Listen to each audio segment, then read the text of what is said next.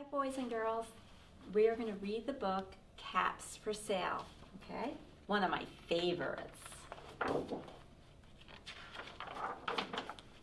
And there is the peddler, and look at all the caps. Oh my goodness.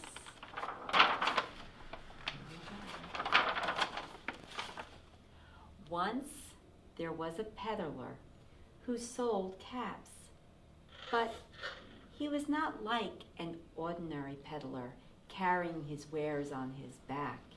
He carried them on top of his head. First he had on his own checkered cap, then a bunch of gray caps, then a bunch of brown caps, then a bunch of blue caps, and on the very top, a bunch of red caps. He walked up and down the streets, holding himself very straight so as not to upset his caps. As he went along, he called, "Caps! Caps for sale! 50 cents a cap!" One morning, he couldn't sell any caps. He walked up the street and he walked down the street calling, "Caps! Caps for sale! 50 cents a cap!" But nobody wanted any caps that morning.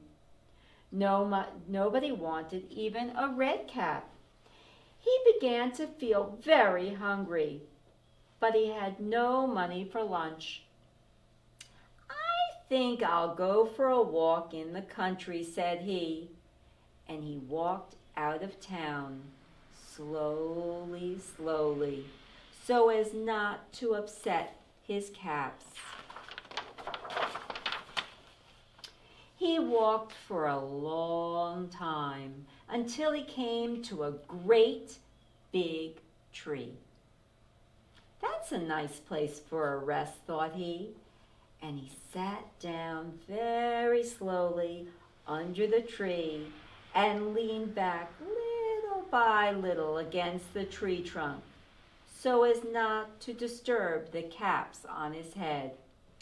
Then he put up his hand to feel if they were straight. First his own checked cap, then the gray caps, then the brown caps, then the blue caps, and the red caps on the very top. They were all there, so he went to sleep. He slept for a long time, and there's the sun coming out. When he woke up, he was refreshed and rested. But before standing up, he felt with his hand to make sure his caps were on the right place. All he felt was his own checkered cap. He looked to the right of him, no caps. He looked to the left of him, no caps. He looked in back of him, no caps. He looked behind the tree, no caps. Then he looked up into the tree, and what do you think he saw? Oh my goodness. On every branch sat a monkey. On every monkey was a gray, or a brown, or a blue, or a red cap.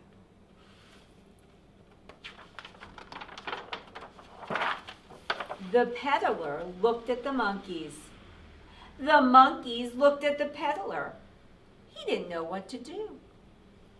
Finally, he spoke to them.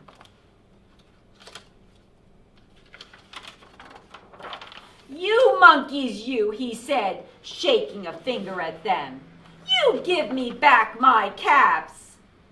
But the monkeys only shook their fingers back at him and said, "Tss, tss, tss." This made the peddler angry. So he shook both hands at them and said, "You monkeys, you give me back my caps!" But the monkeys only shook both their hands back at him and said, "Tss, tss, tss." Now he felt quite angry. He stamped his foot and he said, "You monkeys, you better give me back my caps!" But the monkeys only stamped their feet back at him and said, "Tss, tss, tss." By this time, the peddler was really very, very angry. He stamped both his feet and shouted, "You monkeys, you must give me back my caps!" But the monkeys only stamped both their feet back at him and said, "Tss, tss, tss." At last, he became so angry that he pulled off his own cap, threw it on the ground, and began to walk away. But then, each monkey pulled off his cap.